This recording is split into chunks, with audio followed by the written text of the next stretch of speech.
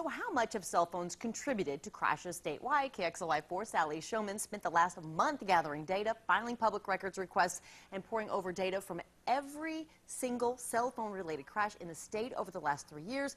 You have some answers for us. Yes, and Robin, the State Department of Transportation keeps track of every reported crash and the contributing factors. The numbers might surprise you. They've really surprised me. This stack of papers represents the total number of crashes in Washington State from 2007 to 2009.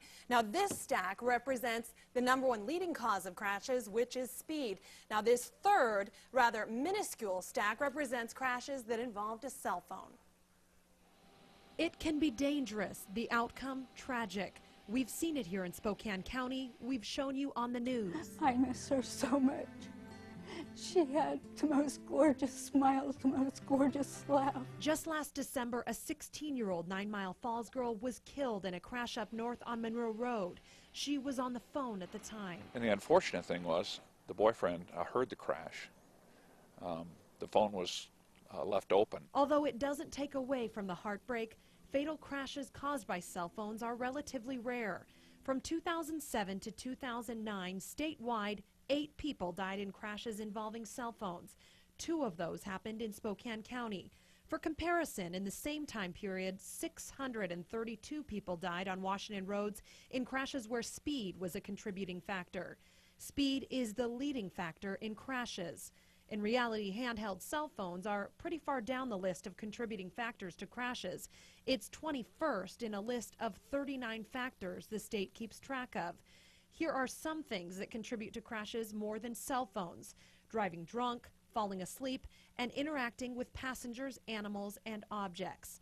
Less than 1% of all crashes statewide from 2007 to 2009 listed cell phones as a contributing factor.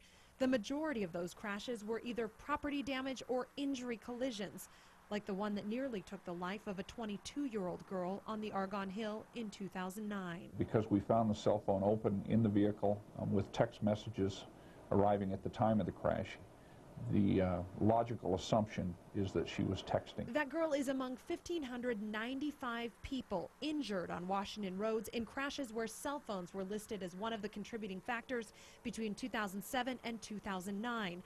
Although that number may be small in comparison to other causes of crashes, officers say it's still too many. They don't recognize the level of distraction using a telephone in the vehicle causes.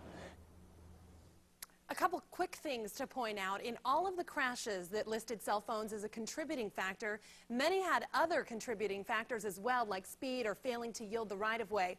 Also, the State Department of Transportation says its numbers probably don't represent the total number of crashes involving cell phones, because a cell phone must be admitted, or cell phone use, I should say, must be admitted by the driver or reported by a credible source. It might be law enforcement or a credible witness. Live in the studio tonight, Sally Showman, KXLY4 HD News.